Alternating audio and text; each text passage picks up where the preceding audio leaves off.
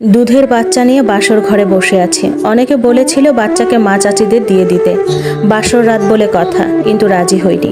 বাচ্চাটা একটু থেকে একটু হলেই কান্না করে দেয়। যে শান্ত করতে পারতো সে এখন আমার উপর সব দায়িত্ব দিয়ে কবরে আরাম করে ঘুমিয়ে আছে।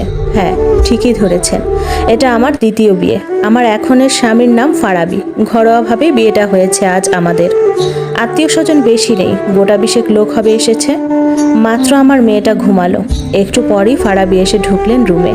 দরজা মারলেন নিঃশব্দে। আমি পা দুটো আরো গুটিয়ে নিয়ে মেয়েটাকে আরেকটু জোরে ঝাপটে ধরলাম। তিনি এসে বসলেন আমার কাছে। আমি মাথা নিচু করে মেয়ের দিকে তাকিয়ে আছি। কতক্ষণ নীরব থাকার পর তিনি বললেন, জানেন তো আমাদের দুজনেরই এটা দ্বিতীয় বিয়ে। আমি মাথা নাড়লাম। তিনি তাচ্ছিল্যের সুরে বললেন, কেন আমার স্ত্রী ছেড়ে গেছে এটা জানেন? আমি আবারও হ্যাঁ সূচক মাথা নাড়লাম। তিনি মৃদু হেসে বললেন, আমাদের 7 বছরের প্রেম আর 1 বছরের সংসার জীবন ছিল, কিন্তু আমাদের সবটা প্রেমই রয়ে গেল, ভালোবাসা হয়ে ওঠেনি। আমি তাকে মাতৃত্বের সুখ দিতে পারবো না জেনেই ছেড়ে চলে গেল। আমি চুপ করে রইলাম। ও আবার জিজ্ঞেস করলো, কি নাম ওর? আমি বললাম মায়েশা। বাহ, অনেক সুন্দর নাম তো। আমি বললাম ওর বাবার দেওয়া। ও আবার জিজ্ঞেস করলো, দেখতেও কি বাবার মতো হয়েছে? আমার কোলে দেবেন একটু? এবার আমি তার দিকে তাকালাম। মুখে আকুতি ভরা, চোখ পানিতে ভরে উঠছে। দিলাম তার হাতে। মেয়ে আমার যদিও জেগে গিয়েছিল, কিন্তু কাঁদলো না। ফারাবি খেললো কতক্ষণ তার সাথে, আর মায়েশা হাসছে। আমি অবাক হয়ে তাদের দিকে তাকিয়ে আছি। তাকে মেহরাজ আমার প্রাক্তন স্বামীর মতো লাগছে। খেলা শেষে ওকে কোলে নিয়ে ঘুম পাড়াতে পাড়াতে বললেন, জানেন আমার মেয়ের খুব শখ ছিল। নূপুরকে বলতাম আমরা মেয়ে নেব, কিন্তু বুঝতেই পারিনি সে ক্ষমতা আমার নেই। মায়েশা না থাকলে হয়তো এই বিয়েটাও হতো না। কে চাইবে এমন ছেলের কাছে মেয়ে দিতে? মায়েশাকে পাশে শুয়ে দিয়ে বললেন, আপনি ঘুমিয়ে যান, সারাদিন খাটুনি গেছে অনেক। বলে মায়েশার পাশে শুয়ে পড়লেন। আমি তখনও তাকিয়ে আছি। তারপর ফ্রেশ হয়ে এসে শুয়ে পড়লাম। গভীর রাতে হঠাৎ অজানা অনিশ্চিত ভয়ে জেগে উঠলাম। পাশে ফিরে দেখলাম মায়েশা ঠিক আছে কিনা। ফারাবি এক হাত দিয়ে রেখেছেন মায়েশার উপর, যেন ঘুম পাড়াতে পাড়াতে নিজেও ঘুমিয়ে গেছে। কি করে পরের মেয়েকে এত আপন করতে পারলেন? সকালে চোখ খুলতেই দেখলাম মায়েশা ফারাবি কেউই নেই। আমি ধরফর করে উঠে বসে আশেপাশে তাকাতেই বারান্দায় চোখ পড়ল। ফারাবি রকিং চেয়ারে বসে ঘুম পাড়াতে চাইছে মায়েশাকে। আমি কাছে যেতেই বললেন, কান্না করছিল। আপনার ঘুম ভেঙে যাবে দেখে এদিকে নিয়ে এসে ঘুম পাড়াতে চাইছিলাম। দুষ্টু বাচ্চাটা কিছুতেই ঘুমাতে চাইছে না। আমি দেখলাম মেয়ে হাত দিয়ে ফারাবির দাড়ি নিয়ে খেলছে। আমি ফিক করে হেসে দিলাম। তিনি বললেন, হাসছেন যে বড়? মেয়ের আমার আপনার দাড়ি পছন্দ হয়েছে। তা হয়েছে, ভাবছি আরো বড় করব দাড়ি, মেয়ে যাতে খেলতে পারে। আপনি ফ্রেশ হয়ে নিন। আমি মুচকি হেসে ফ্রেশ হতে গেলাম। নাস্তা খেতে বসেছি। ফারাবি বললেন, আপনি বেলার আচার বানাতে পারেন? আমি বললাম, দেখেছিলাম আমার প্রাক্তন শাশুড়ি বানাতেন, খুব ভালো। তার আচারের স্বাদই আলাদা ছিল। তিনি রুটিটা ছিঁড়তে ছিঁড়তে বললেন, আমার বেশ প্রিয় বেলের আচার। ঝোলটা আরেকটু দেবো? দিন, আপনার রান্নার হাতও বেশ ভালো। আমি হেসে বললাম, রুটিটা একটু পুড়ে গেছে। তাও বলছেন? ফারাবি শেষটুকু খেয়ে বলল, ভালো হাতের পোড়া রুটিও অমৃত হয়। বলে উঠে চলে গেলেন মায়েশার কাছে। মেয়েটা ঘুমাচ্ছে দোলনায়। মাথায় হাত বুলিয়ে ল্যাপটপটা খুলে পাশে বসলেন। পরদিন থেকে অফিস। মাত্র 3 দিনের ছুটি নিয়েছিলেন। বলতে গেলে পেয়েছেন আর কি। প্রথম বিয়ে হলে হয়তো সপ্তাহখানেক ছুটি পেতেন। বের হওয়ার সময় জুতো পরতে পরতে বললেন, আমার খুব শখ ছিল কাজে যাওয়ার আগে বইয়ের কপালে ভালোবাসার চিহ্ন দিয়ে যাব, কিন্তু নূপুরের কাছে এটা ন্যাকামি ছিল, তাই কখনো এই শখ পূরণ হয়নি। আপনারও কি অপছন্দ? আমি লজ্জায় নিচের দিকে তাকিয়ে না বোধক মাথা নাড়ালাম। তিনি হেসে আমার কপালে চুমু এঁকে দিলেন, তারপর বেরিয়ে গেলেন। রান্না করতে করতে মেহরাজের কথা অনেক মনে পড়ল।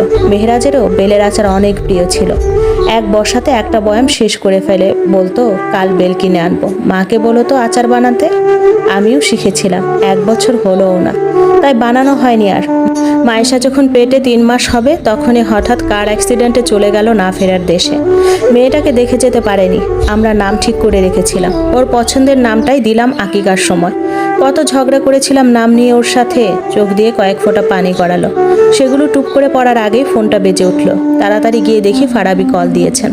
ধরতেই বললেন, কি করছেন? নাক টানছেন যে, কাঁদছিলেন নাকি? আমি নাকটা মুছে নিয়ে বললাম, পেঁয়াজ কাটছিলাম। ও, রান্না করবেন তাহলে? আমার মেয়ে কি করে? খেয়ে দিয়ে ঘুমাচ্ছে এখন। আমি তো দুপুরে এখানে লাঞ্চ করি, আপনার অসুবিধা হবে না তো? না, সমস্যা নেই, আপনি খেয়ে নেবেন। আপনিও কোনো ফাঁকিবাজি যাতে না করেন। খেয়ে তারপর কাজ থাকলে করবেন। আচ্ছা, রাখছি তাহলে। ফারাবি ফোন কেটে দিলেন। আমি রান্নাঘরে যেতে যেতে ভাবলাম, দুজন মানুষ কি করে একই হয়? রাত 8টায় বেল বাজলো। আমি মায়েশাকে কোলে নিয়ে টিভি দেখছিলাম। গিয়ে দরজা খুলে দেখলাম ফারাবি দাঁড়িয়ে আছেন, ঘেমে আছেন পুরোটা। আমি দরজা খুলতেই যেন হাফ ছেড়ে বাঁচলেন। সোফায় বসতেই ফ্যান ছেড়ে দিয়ে এক গ্লাস পানি এনে দিলাম, সেটা খেয়ে ফ্রেশ হতে গেলেন। আমি সোফায় বসে আছি, তিনি ব্যাগ থেকে 5টা বকুললতা বের করে বললেন, আম্মুর কাছে শুনেছি আপনার নাকি বকুল পছন্দ, তাই আনলাম। সে একটা লতা গিয়ে মায়েশার হাতে লাগিয়ে দিয়ে বললেন, এটা আমার মেয়ের। বাকি 4টা লতা আমার খোপায় লাগিয়ে দিয়ে বললেন, আর এগুলো আমার মেয়ের আম্মুর। আমি লজ্জায় মুচকি হাসলাম। তিনি বললেন, লজ্জা পেলে আপনাকে দেখতে বেশ সুন্দর লাগে। 7 মাস চলছে আমাদের সংসারের। ফারাবি বেশ খেয়াল রাখেন, আমার টুকটাক ভালো লাগাগুলো তিনি বেশ গুরুত্ব দেন। আর মাইশা বলতে পাগল। মেয়েটাও বাবার কোলে কোলে ঘুরে বেড়ায় যতক্ষণ বাসায় থাকে। অফিসে গেলেই মেয়ের কি কান্না, এখন হাঁটতে পারে একটু আধটু। কলিং বেলের শব্দ পেলেই সব ফেলে বসার ঘরে চলে আসে বাবার কোলে ওঠার জন্য। ভালোই কাটছিল। এর মধ্যে হঠাৎ তার প্রাক্তন স্ত্রী এসে হাজির। আমি তখন রান্নায় ব্যস্ত, প্রায় শেষ। জুম্মার নামাজ পড়ে এসে মেয়েকে নিয়ে খেলা করছিলেন তিনি। তখনই কলিং বেল বাজলো। দরজা খুলতেই নূপুর এসে ঢুকলো। ফারাবি চুপ করে চেয়ে আছে তার দিকে। নূপুরকে বেশ বিধ্বস্ত লাগছে। ঢুকেই ফারাবির দিকে কাঁদো কাঁদো হয়ে এগিয়ে এসেছিল জড়িয়ে ধরার জন্য। তিনি মায়েশাকে কোলে নিয়ে 2 কদম পিছিয়ে গিয়ে বললেন, কেন এসেছো? একটু ঠাঁই পেতে এসেছি ফারু। দুঃখিত, এটা কোনো আশ্রয় কেন্দ্র নয়। প্লিজ ফারু, আমাকে ফিরিয়ে দিও না। রায়হানের সাথে বিয়ে হওয়ার পর বুঝেছি আমি কি হারিয়েছি। ও আমার সাথে খুবই বাজে বিহেভ করে। ওকে ডিভোর্স দিয়ে আমি ফিরে আসতে চাই ফারু। সরি নূপুর, আমি আমার মেয়েকে ছেড়ে থাকতে পারবো না। তাহলে রেখে দাও ওকে। এমনিতেও তো তুমি বাবা হতে পারবে না, আমরা দুজন ওকে মানুষ করব। এবার বেশ রেগে গেলেন ফারাবি। বললেন, তোমার মতো স্বার্থপর মেয়ে আমি দুটো দেখিনি। যখন সময় ছিল তখন নিজের স্বার্থ দেখে আমাকে ভেঙে চুরে চলে গিয়েছিলে। আজ এসেছো ফিরতে, তাও আমার স্ত্রীর সামনে এমন কথা বলছো। আর যাই হোক, সে তোমার মতো নয়। আমি বেশ সুখে আছি, তুমি সুখে নেই, এটা তোমার সমস্যা। এখন আসতে পারো। তোমার মতো মানুষের ছায়া আমার সুখের সংসারে পড়ুক আমি চাই না, চলে যাও। নূপুর অনেক আকুতি মিনতি করতে চেয়েছিল, কিন্তু ফারাবি সুযোগ দিল না। তাকে গলাতে না পেরে হতাশ হয়ে বেরিয়ে গেল নূপুর। বিকালে বারান্দায় মায়েশাকে নিয়ে দাঁড়িয়েছিল। হঠাৎ আমার হাত ধরে বলল, আমার সাথে এসো তো।